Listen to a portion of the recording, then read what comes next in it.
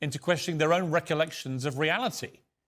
And if we learned anything at all from the first 3 hours of this $100 million wine-a-thon, it's surely that this dismal duo wouldn't know the truth if it smacked them around their smug chops. Let's look at their truth versus the actual truth.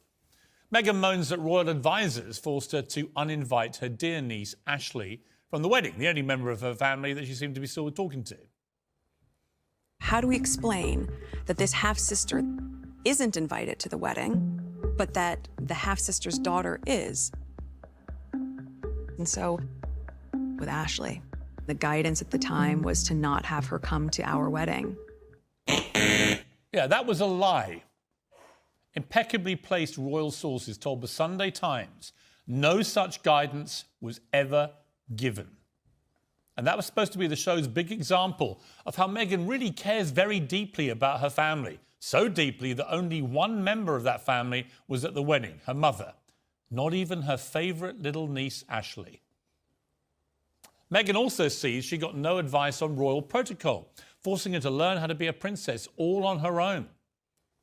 Joining this family, I knew that there was a protocol for how things were done. There's no class and some person who goes sit like this, cross your legs like this, use this fork, don't do this, curtsy then, wear this kind of hat.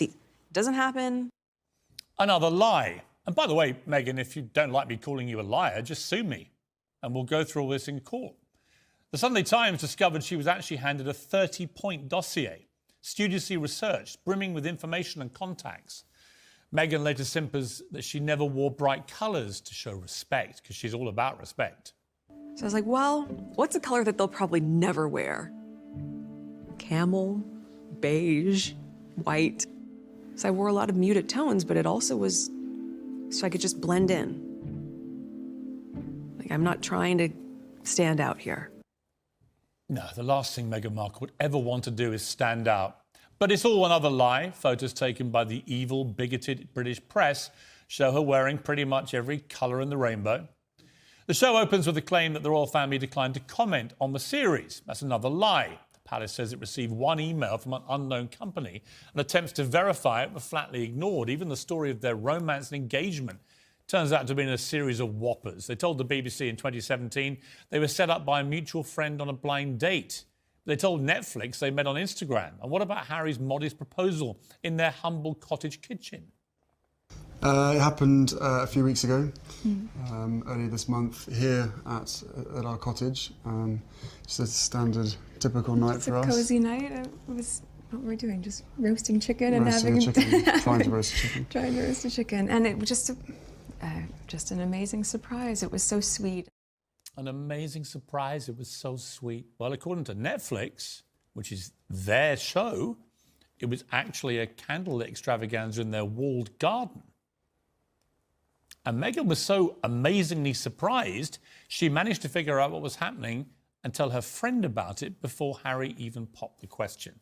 A small little detail, but rather like their claim, or Meghan's claim, that they'd been secretly married by the Archbishop of Canterbury in their garden before, 3 days before, the big televised wedding, which also turned out not just to be untrue, but had it been true, would have led to the Archbishop of Canterbury being incarcerated in prison. As with all things Meghan and Harry, it would seem, the truth just doesn't really exist in their world. It's their truth, their version of it. We'll go, Regina. Iman, Well. Yeah. Look at the front pages there, which is when their engagement was announced. Yeah. Where's the racism? Do you remember that was before she actually said that the institution was racist? And that's my point. How institutionalised racism works is the minute you dare say that the institution is racist, everyone piles on. Shouting. That's what happens. But you accept there's no racism in those media pages? Because that was before she said that the institution was racist. Actually, after that moment, that's when everyone decided to pile on. Actually, and what happened as is a woman, people began to pile on when she started having $500,000 baby showers in New York and flying back on the Clooney private plane. They started having a pile-on. When they used Elton John's private plane like a taxi rank whilst preaching about carbon footprint. They had another pile-on when they had other huge extravagant events they went to, and then when they're preaching about poverty on their Twitter account. Time and again, they were caught being rankly hypocritical. That was why the media coverage began to turn. Then there was all the stuff with her father. Many people felt that she was unnecessarily cruel to her father. People have since criticised his own behaviour. I accept that. But certainly, to start with, they ditched him. They dropped him. Harry's never met his father-in-law in his life. You know, he proposed marriage to this girl knowing what's going to happen and then doesn't do anything to protect the father at all. And so now she's disowned him. What kind of people put compassion on their website, as they do, as being at the centre of their core being, when they live 70 miles away from this guy who has not got long for this world, he's in poor health, all he wants to do is meet his grandchildren, and she won't have anything to do with it? That's not compassionate.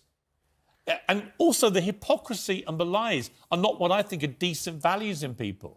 And I think Meghan Markle branding us a racist country and attacking the institution of the monarchy as racist. It's unfair. I think she totally unfair. She is what I would call a race baiter. If she doesn't produce hard evidence to support these incendiary claims, she becomes a race baiter, exploiting racism and the issue of racism to act as a kind of protective shield around her and to make herself extremely rich and famous as a professional victim. I've spent more time in Sussex than Meghan and Harry have in the last 2 weeks. Right? So, actually, a month. But they're never there. But they've got these titles which are given to them. That's what I mean about they trade off Duke and Duchess of Sussex, the royals, to make themselves incredibly rich. And I do wonder if there's a point where Charles goes, actually, you can't do that anymore. It'd be unprecedented, but why wouldn't he? Yeah, but I think it's kind of irrelevant. I mean, no one really cares about the titles. If you strip them of the titles, they're still Harry and Meghan. They'd still be equally famous. And but they wouldn't be acting as members of the royal family. Yeah. I don't think they go around acting as members of the royal family. Oh, they do. All the paperwork, all the letter headings, it's all from the office of the Duchess of Sussex. Almost nonsense. She calls herself a princess on her podcast. Little girls have got to make a real princess. You're not a princess. She's not a princess anyway. But they do it quite deliberately to fuel the interest from commercial entities. And really, the interest is based on them trashing their family. I mean, without that, I'm not sure what we're interested in. We don't want to hear their woke homilies about life, do we? So I'm not sure how this all plays out, but it's a mess. And Charles may have to deal with it, I think. Well, good evening from London. Welcome to Piers Morgan Uncensored. Today, Harry and Meghan torched what little was left of their relationship with the royal family and what little was left, frankly, of their own reputations. Last week was mostly sycophantic. This latest instalment was downright seditious. Prince Harry mauls his own brother. He accuses his father, the new king, of being a liar. Even has a dig at his late great-grandmother, the Queen, for standing by and doing nothing. The royal family is directly accused of destroying two of its own to protect itself. And I don't know where it all stops, all this. Where does it end? We've got the book, and then we've got the interview circuit, and so it goes on. It's all apparently a dark plot by Britain.